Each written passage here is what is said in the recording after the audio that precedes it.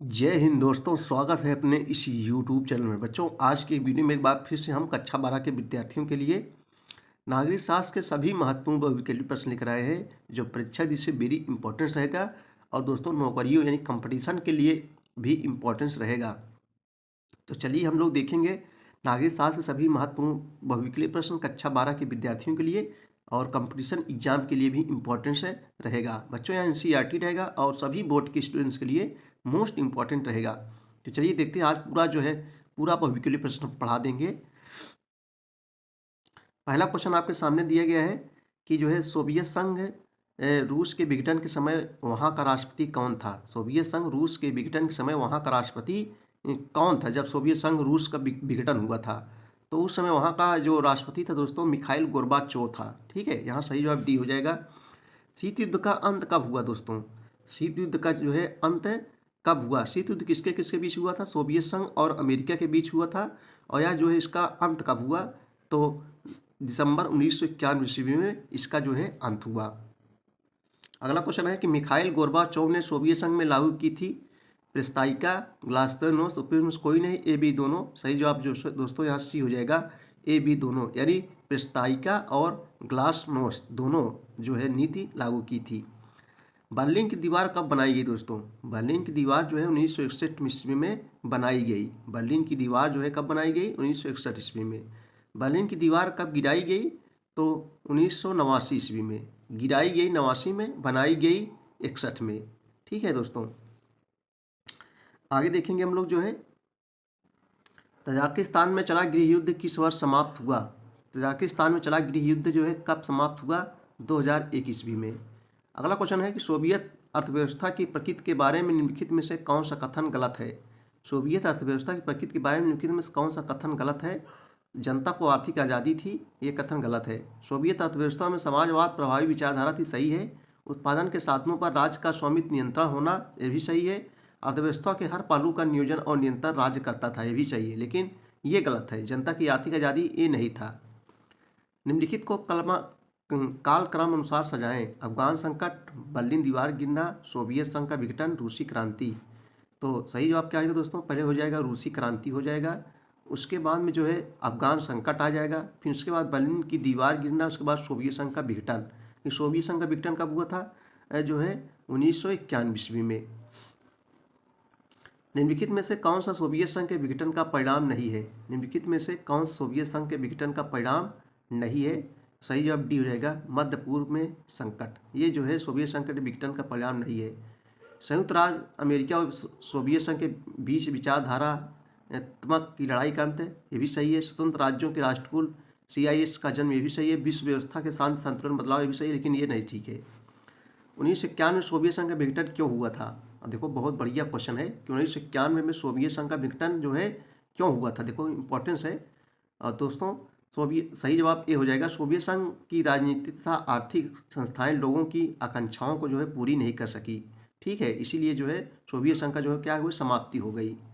आगे देखेंगे 1991 की घटना मुख्य घटना है, तो सोवियत संघ का विघटन, अभी हमने बताया 1991 की मुख्य घटना क्या थी दोस्तों, सोवियत संघ का जो है विघटन। नेक्स्ट क्वेश्चन है, आज एक भी क्वेश्चन नहीं छूटेगा। शाक थेरेपी के चलते रूस ने कितने प्रतिशत उद्योगों को निजी हाथों में बेच दिया। सही जवाब दोस्तों हो जाएगा 90%। शाक थेरेपी के चलते रूस ने कितने प्रतिशत उद्योगों को निजी हाथों में बेच दिया, 90%। निम्न में से कौन केंद्रीय एशियाई देश है। Uzbekistan, Kazakhstan, Turkmenistan, Kyrgyzstan, Tajikistan. उपयुक्त सभी हो जाएगा। कौन केंद्रीय एशियाई देश हैं, तो सभी हो जाएगा। निम्न में से कौन शाक थेरेपी का परिणाम है। शाक थेरेपी का परिणाम क्या है दोस्तों, सामाजिक सुरक्षा का बिखर जाना, ये भी सही है। आर्थिक विषमता एवं आर्थिक संकट, मुद्रास्फीति का बढ़ना, उपयुक्त सभी हो जाएगा, उपयुक्त सभी हो जाएगा यहाँ पर। आगे है, सोवियत संघ में गणराज्यों की संख्या निम्न में से कितनी थी। तो दोस्तों गणराज्यों की संख्या जो है 15 थी। लेनिन की मृत्यु में निम्न में से किस वर्ष हुई। लेनिन की मृत्यु जो है निम्न में से किस वर्ष हुई, तो जो है किस वर्ष हुई दोस्तों, 1924 ईस्वी में। सही जवाब यहाँ सी हो जाएगा। लेनिन की जो है मृत्यु हुई थी 1924 ईस्वी में हुई थी। अगला क्वेश्चन है कि maastricht संधि पर हस्ताक्षर कब हुए। तो maastricht संधि पर हस्ताक्षर जो हुए थे 7 फरवरी 1992 ईस्वी को maastricht संधि पर जो है हस्ताक्षर दोस्तों हुआ था।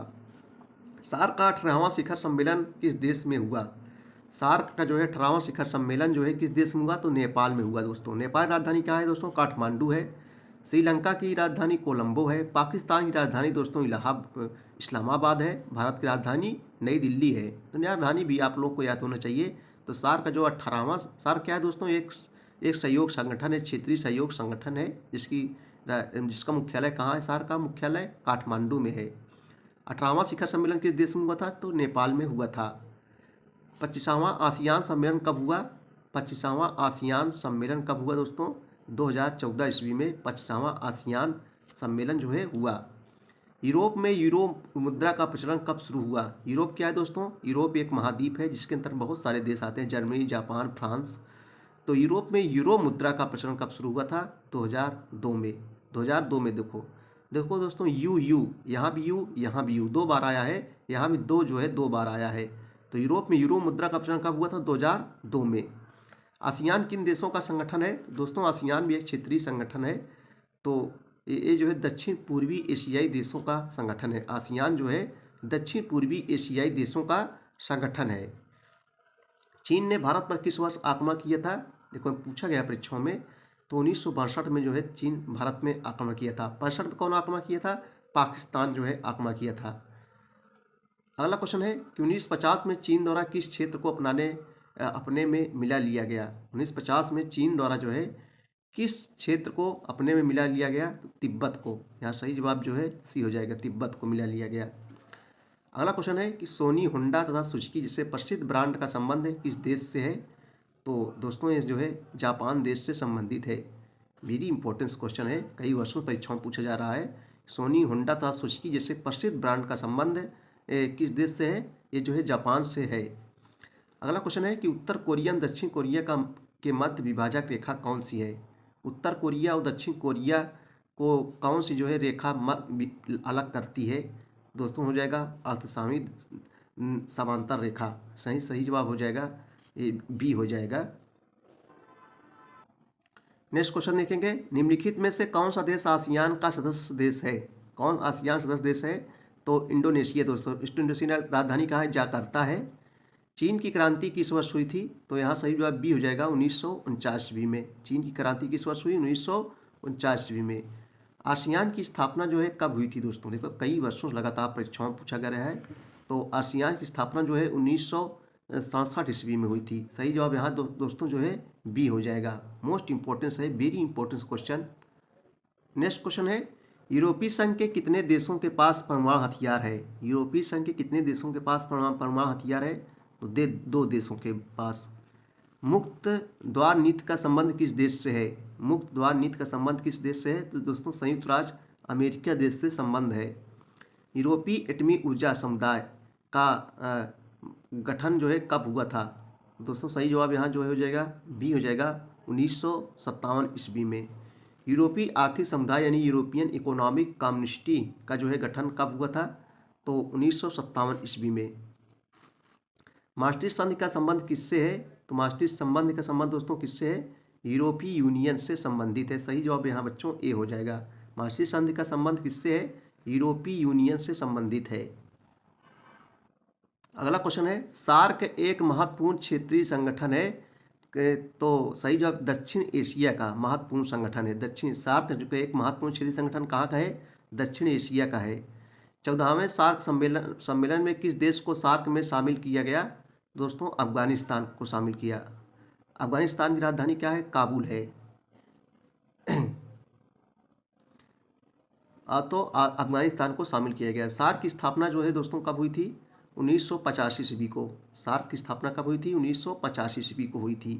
निम्नलिखित में से किस वर्ष भारत में एशियाई संबंध सम्मेलन आयोजित किया गया था, तो 1947 ईस्वी में। निम्नलिखित किस वर्ष भारत में एशियाई संबंध सम्मेलन आयोजित किया गया था, तो 1947 ईस्वी में। अगला क्वेश्चन है कि निम्नलिखित में से कौन सा देश दक्षेस का सदस्य नहीं है, भूटान, मालदीव, म्यांमार, श्रीलंका।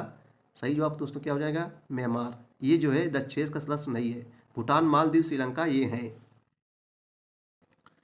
चलिए अगला क्वेश्चन देखेंगे, आमतौर पर दक्षिण एशिया में कुल कितने देशों को शामिल किया जाता है, तो 7 देशों को शामिल किया जाता है। सही जवाब यहाँ डी हो जाएगा। स्वाधीनता से पहले बांग्लादेश किस देश का हिस्सा था, तो दोस्तों ये जो है पाकिस्तान का हिस्सा था। स्वाधीनता से पहले बांग्लादेश किस देश का हिस्सा था? पाकिस्तान का। द6 यानी सार्क की स्थापना कब हुई थी? अभी हमने बताया 1985 ईस्वी को। विश्व की कितने प्रतिशत जनसंख्या दक्षिण एशियाई देशों में रहती है? दोस्तों 20% जनसंख्या। विश्व के कितने प्रतिशत जनसंख्या दक्षिण एशियाई देशों में रहती है? तो 20% जनसंख्या दक्षिण एशियाई देशों में रहती है। नेपाल में राजतंत्र कब समाप्त हुआ? राजतंत्र कब समाप्त हुआ दोस्तों? तो 28 मई 2008 को जो है समाप्त होकर लोकतंत्र की स्थापना हुई। नेपाल पहले राजतंत्र था। राजतंत्र में इसका था जिसमें राजा सर्वे सर्वा होता है, लेकिन लोकतंत्र में दोस्तों क्या होता है? लोगों द्वारा चुनी गई सरकार होती है।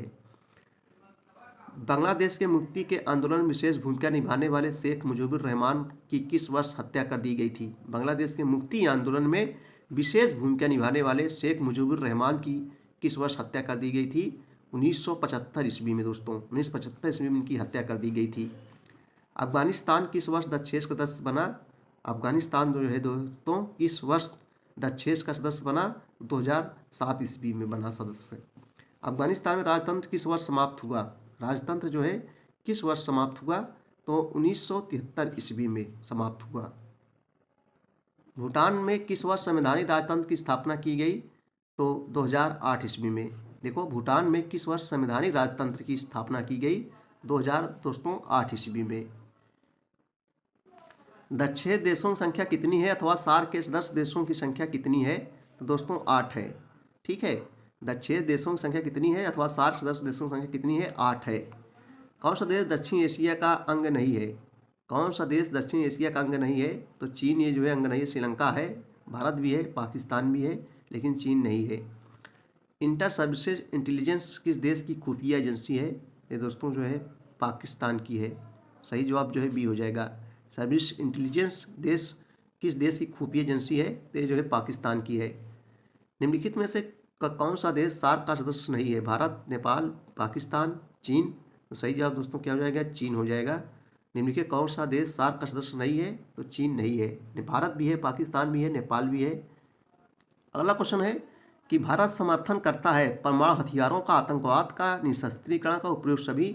सही जवाब दोस्तों बी हो जाएगा। निशस्त्रीकरण मतलब कि बिना शस्त्र के रहना। व्यापक परमाणु परीक्षण प्रतिबंध संधि CTBT पर हस्ताक्षर करने की शुरुआत किस वर्ष हुई थी? तो 1996 ईस्वी में दोस्तों। सही जवाब ए हो जाएगा यहाँ पर। अगला क्वेश्चन है मित्रों कि भारत में संयुक्त राष्ट्र संघ के कितने सदस्य देश हैं? तो यहाँ जो हो जाएगा 51। प्रारंभ में संयुक्त राष्ट्र संघ के कितने सदस्य देश थे? 51, लेकिन वर्तमान कितने हैं? 192 देश हैं। वर्तमान समय में संयुक्त राष्ट्र के सदस्यों की कितनी है दोस्तों? तो 193 हो गई है। समझ रहे हो, 193 देश है। दुनिया का जो संयुक्त राष्ट्र संघ है दोस्तों, ये दुनिया का सबसे बड़ा अंतर्राष्ट्रीय संगठन है। इसमें वर्तमान में 193 सदस्य देश हैं। पहले कितने थे? 51। इसका काम क्या है दोस्तों संयुक्त राष्ट्र संघ का? विश्व में शांति व्यवस्था बनाए रखना। हम कई बार जो है बता चुके हैं। इनमें से सुरक्षा का अर्थ क्या होता है? सुरक्षा का अर्थ क्या होता है? बी, खतरे से आज़ादी। सही जवाब यहाँ जो है बी हो जाएगा। अगला क्वेश्चन देखेंगे दोस्तों हम लोग। निम्नलिखित गैसों में से किसे वैश्विक ताप वृद्धि का कारण समझा जाता है? निम्नलिखित गैसों में से किसे वैश्विक ताप वृद्धि का कारण समझा जाता है? तो सही जवाब डी हो जाएगा। इनमें सभी, मीथेन भी है, कार्बन डाइऑक्साइड भी है, हाइड्रोफ्लोरोकार्बन भी है, सभी हो जाएगा। जलवायु परिवर्तन पर पेरिस सम्मेलन कब हुआ था? जलवायु परिवर्तन पर जो है पेरिस सम्मेलन कब हुआ था? तो 2015 ईस्वी में। सही जवाब जो है यहाँ ए हो जाएगा। क्योटो प्रोटोकॉल का संबंध है, क्योटो प्रोटोकॉल का संबंध किससे है? तो पर्यावरण सुरक्षा से संबंधित है दोस्तों। देखो सब परीक्षाओं पूछे गए हैं। भारत में अनुसूचित जनजातियों के जनजीवन यापन का मुख्य साधन क्या है? तो खेती, कृषि। भारत में अनुसूचित जनजातियों के जीवन यापन का मुख्य जो साधन क्या है? तो जो है दोस्तों खेती यानी कृषि है। पर्यावरण पर स्टॉकहोम सम्मेलन किस वर्ष आयोजित हुआ था? पर्यावरण पर स्टॉकहोम सम्मेलन किस वर्ष आयोजित हुआ था? तो 1972 ईस्वी में आयोजित हुआ था। एजेंडा 21 निम्नलिखित में किससे संबंधित है? एजेंडा 21 जो है निम्नलिखित में किससे संबंधित है? पृथ्वी सम्मेलन से संबंधित है। यहाँ सही जवाब बच्चों डी हो जाएगा। आगे है, निम्नलिखित देशों में से कार्बन का सर्वाधिक उत्सर्जन करने वाला देश कौन सा है? तो चीन। सही जवाब यहाँ चीन हो जाएगा। भारत में ऊर्जा संरक्षण अधिनियम किस वर्ष पारित किया गया? भारत में जो है ऊर्जा संरक्षण अधिनियम जो है किस वर्ष पारित किया गया? तो 2001 ईस्वी में। अगला क्वेश्चन है कि विश्व में पेट्रोलियम का सबसे बड़ा संरक्षित भंडार है, तो अमेरिका। सही जवाब यहाँ सी हो जाएगा बच्चों। अगला क्वेश्चन है कि WSF का क्या अर्थ होता है, तो वर्ल्ड सोशल फोरम।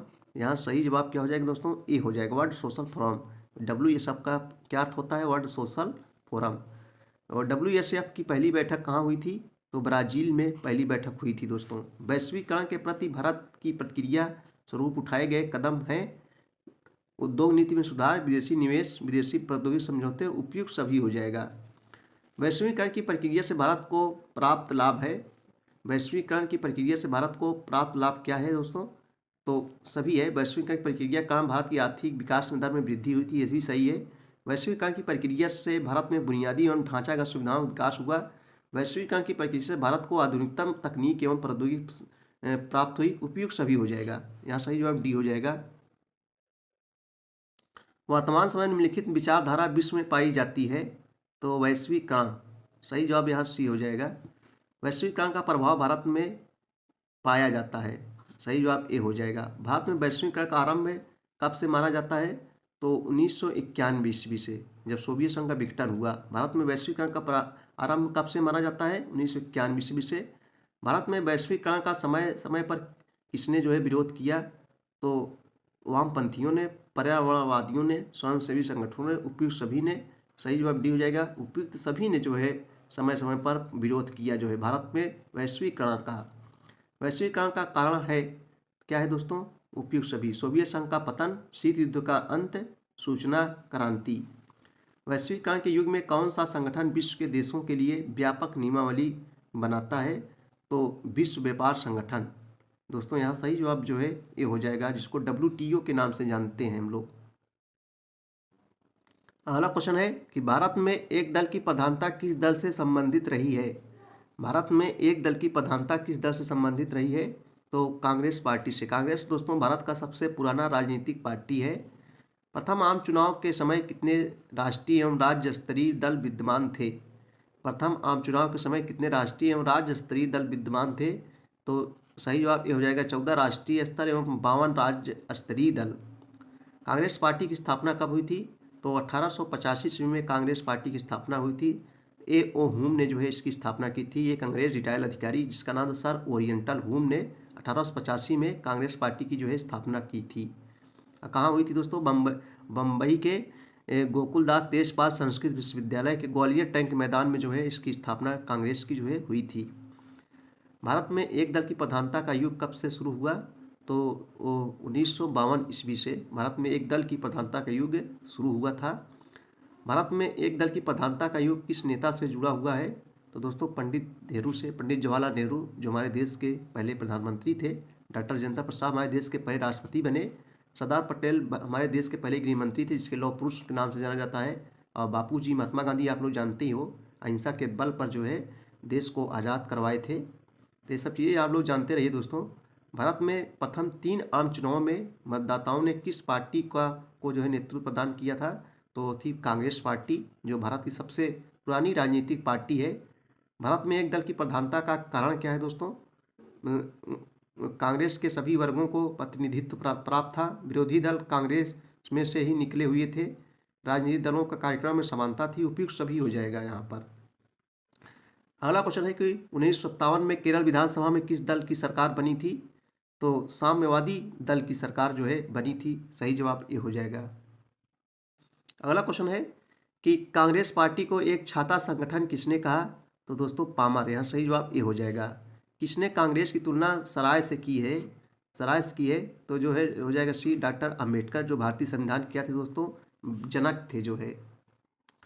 अगला क्वेश्चन है कि भारत में हरित क्रांति की शुरुआत जो है दोस्तों कब हुई थी, तो 1966 ईस्वी में भारत में हरित क्रांति की शुरुआत हुई थी। प्रथम पंचवर्षीय योजना में मुख्यतः किस क्षेत्र पर जोर दिया गया था, तो कृषि पर जोर दिया गया था। और दूसरी पंचवर्षीय योजना मुख्यतः किस बात पर जोर दिया गया दोस्तों, तो उद्योग पर। जैसे सरकार ने ज़्यादा पैसा अपना किस पे लगाया, उद्योग पर। और पहली पंचवर्षीय योजना में कृषि पर। पहली पंचवर्षीय योजना का समय क्या था, 1951 से लेकर जो है 1956 तक जो है पहली पंचवर्षीय योजना का समय था। जिनमें से हरित क्रांति की सफलता है, तो दोस्तों फसल क्षेत्र में वृद्धि, उत्पादन में रिकॉर्ड वृद्धि, औद्योगिक विकास को बढ़ावा, उपयुक्त सभी हो जाएगा। निम्न में हरित क्रांति की आलोचना का आधार है। हरित क्रांति का आलोचना का आधार क्या है? खाद्यान्न संकट का बने रहना, प्याज एवं चीनी का आयात किया जाना, हरित क्रांति का लाभ केवल कुछ क्षेत्रों में पहुंचाना, उपयुक्त सभी हो जाएगा। उपयुक्त ये दोस्तों यहाँ सभी हो जाएगा।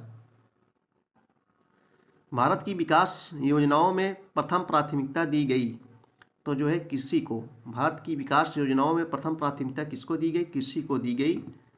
भारत में कौन सी अर्थव्यवस्था पाई जाती है? तो दोस्तों मिश्रित अर्थव्यवस्था पाई जाती है, जिसमें निजी और सार्वजनिक दोनों का सहअस्तित्व रहता है।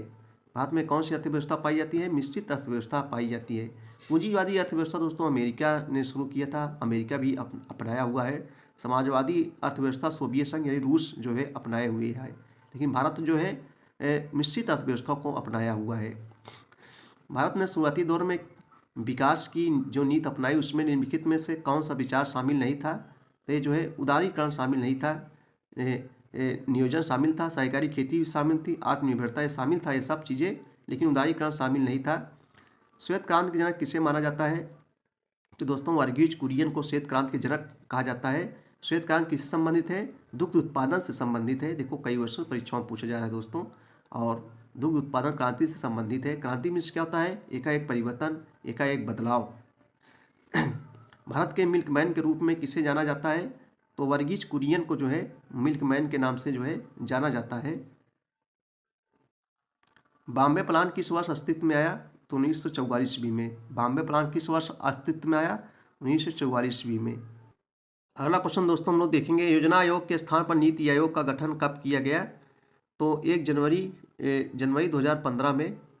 योजना आयोग के स्थान पर नीति आयोग का गठन किस वर्ष किया गया? जनवरी 2015 में। भारत में बैंकों का राष्ट्रीयकरण कब किया गया दोस्तों? तो 1969 ईस्वी में। भारत में बैंकों का जो राष्ट्रीयकरण किया गया 1969 ईस्वी में किया गया। हरित क्रांति शब्द 1968 में होने वाले उन आश्चर्यजनक परिवर्तनों के लिए प्रयोग किया जाता है जो भारत के खाद्यान्न उत्पादन में हुआ था तथा अब भी जो है जारी है। उक्त विचार निम्न से किसका है? तो दोस्तों जी हरर का है। सही जवाब यहाँ सी हो जाएगा। निम्न में से कौन अच्छे नियोजन की विशेषता है? उपयुक्त सभी हो जाएगा दोस्तों। नियोजन के उद्देश्य से स्पष्ट तथा व्यापक व्यवस्था होनी चाहिए। उद्देश्य की प्राप्ति के लिए आवश्यक साधनों तथा उपायों की जो है व्यवस्था होनी चाहिए। नियोजन में आवश्यकता अनुसार लचीलापन होना चाहिए। उपयुक्त सभी हो जाएगा। प्रशासकीय कार्य के उद्देश्यों को निर्धारित करना तथा उनकी प्राप्ति के साधनों पर विचार करने को नियोजन कहते हैं। यह स्टेटमेंट किसका है? तो यह स्टेटमेंट दोस्तों मिलेट का है। आय और कीमत के संदर्भ की गति में साधनों के बंटवारों को प्रायः नियोजन कहते हैं। उक्त विचार इनमें से किससे है? तो हैरिस का ये कथन है दोस्तों। ठीक है। निम्न में से कौन हरित क्रांति का लाभ है? तो उपयुक्त सभी हो जाएगा यहाँ पर। 1965 में किन देशों के बीच युद्ध हुआ था? तो पास है पाकिस्तान, भारत और पाकिस्तान के बीच। 1965 में किन देशों के बीच युद्ध हुआ था? तो भारत और पाकिस्तान के बीच युद्ध हुआ था। भारत ने द्वितीय परमाणु विस्फोट इनमें से किस वर्ष किया था दोस्तों? तो 1998 ईस्वी में। सही जवाब जो है यहाँ ए हो जाएगा। 1971 के भारत पाकिस्तान युद्ध में किस नए देश का उदय हुआ? तो ये जो है बांग्लादेश का उदय हुआ। 1971 के भारत पाकिस्तान युद्ध में किस नए देश का उदय हुआ? तो बांग्लादेश का उदय हुआ। बांग्लादेश की राजधानी कहाँ है दोस्तों? ढाका है। भारत द्वारा परमाणु नीति अपनाने का निम्न में से क्या कारण है? तो आत्मनिर्भर राष्ट्र बनाना, पड़ोसी देशों के पास परमाणु हथियार, शक्तिशाली राष्ट्र बनाना, उपयुक्त सभी हो जाएगा। जवाहरलाल नेहरू द्वारा अपनाई गई विदेश नीति का एक तत्व है। एक तत्व क्या है दोस्तों? गुटनिरपेक्षता, साम्राज्यवाद तथा उपनिवेश राष्ट्र का विरोध, पंचशील। उपयुक्त सभी हो जाएगा। निम्न में से कौन सा भारतीय विदेश नीति को निर्धारित करने वाला तत्व है? सही जवाब क्या हो जाएगा दोस्तों? संवैधानिक आधार, भौगोलिक तत्व, राष्ट्रीय हित। उपयुक्त सभी हो जाएगा। चीन ने जो है तिब्बत पर कब कब्जा किया? तो 1950 ईस्वी में। चीन ने जो है तिब्बत पर कब कब्जा किया? 1950 ईस्वी में। मैक मोहन रेखा का निर्धारण कब किया गया? तो 1914 ईस्वी में। मैक मोहन रेखा किसको किसको अलग करती है दोस्तों? तो भारत और चीन को अलग करती है। जवाहरलाल नेहरू की मृत्यु कब हुई थी? 27 मई 1964 ईस्वी को जवाहरलाल नेहरू की जो है मृत्यु हुई थी। पंडित जवाहरलाल नेहरू हमारे देश के पहले प्रधानमंत्री थे। चौथे आम चुनाव के पश्चात केंद्र में किसकी सरकार बनी थी दोस्तों? ये जो है कांग्रेस पार्टी की सरकार बनी थी। चौथे आम चुनाव के पश्चात इनमें से पश्चात केंद्र में किसकी सरकार बनी? तो कांग्रेस पार्टी की सरकार बनी। युवा तुर्क में कौन शामिल था? चंद्रशेखर, कृष्णकांत, मोहन धुरिया, उपयुक्त सभी थे युवा तुर्क में। 1967 के लोकसभा के चुनाव में कांग्रेस को जो है कितनी सीटें मिली थी? 1967 के लोकसभा के चुनाव में कांग्रेस को कितनी सीटें मिली थी? 283 सीटें जो है मिली थी। 1971 के लोकसभा चुनाव में कांग्रेस पार्टी को सीटें मिली थी 352। यहाँ सही जवाब जो है सी हो जाएगा दोस्तों। श्री लाल बहादुर शास्त्री का उत्तराधिकारी कौन बना? लाल बहादुर शास्त्री के बाद जो है प्रधानमंत्री कौन बना? तो श्रीमती इंदिरा गांधी, जो हमारे देश की पहली महिला प्रधानमंत्री थी। निम्न में से कौन पंडित जवाहरलाल नेहरू का उत्तराधिकारी बना? यानी पंडित जवाहरलाल नेहरू के बाद प्रधानमंत्री कौन बने? तो श्री लाल बहादुर शास्त्री जी जो है भारत के प्रधानमंत्री बने। 1964 के चुनाव में किस राज्यों में गैर कांग्रेस सरकार बनी थी? पंजाब, राजस्थान, उत्तर प्रदेश, उपयुक्त सभी हो जाएगा।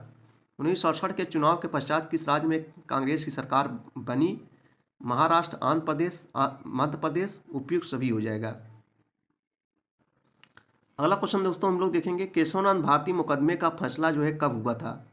तो सही जवाब क्या हो जाएगा? ये हो जाएगा 1973 ईस्वी में। संविधान के मूलभूत ढांचे की अवधारणा का उदय किस मुकदमे में हुआ? सही जवाब क्या हो जाएगा? ये हो जाएगा केशवानंद भारती मुकदमा में। नवनिर्माण आंदोलन किस राज्य में चला? नवनिर्माण आंदोलन जो है किस राज्य में चला? दोस्तों ये जो है गुजरात में चला नवनिर्माण आंदोलन। गुजरात की राजधानी कहाँ है? गांधीनगर है। बिहार आंदोलन को किसने चलाया था दोस्तों? जयप्रकाश नारायण ने। बिहार आंदोलन को किसने चलाया था? जयप्रकाश नारायण ने जो है चलाया था। इनमें से किसकी पुलिस हिरासत में मृत्यु हो गई थी? तो सही जवाब हो जाएगा, ये हो जाएगा चारू मजूमदार। जनता पार्टी की स्थापना हुई थी 1977 ईस्वी में। जनता पार्टी की स्थापना जो है 1977 ईस्वी में हुई थी। 1977 के आम चुनाव में किस पार्टी की विजय हुई? तो जनता पार्टी की जो है विजय हुई थी। भारतीय जनता पार्टी की विजय हुई थी। इस समय किसकी सरकार है दोस्तों केंद्र में? तो बच्चों भारतीय जनता पार्टी की सरकार है, बीजेपी की सरकार है केंद्र में। 1977 में स्वतंत्रता से संबंधित किस संगठन का जो है निर्माण किया गया? तो नागरिक स्वतंत्रता एवं लोकतांत्रिक अधिकारों के लिए लोगों का संघ है। अगला क्वेश्चन देखेंगे, वचनबद्ध नौकरशाही एवं वचनबद्ध न्यायपालिका की धारणा किससे संबंधित है? तो ये जो है श्रीमती इंदिरा गांधी से संबंधित है, जो हमारे देश की पहली महिला प्रधानमंत्री थी। पंजाब समझौता दोस्तों कब हुआ था? पास से पंजाब, पास से 85, 1985 ईस्वी में पंजाब समझौता हुआ था। पंजाब की राजधानी कहाँ है? चंडीगढ़ है।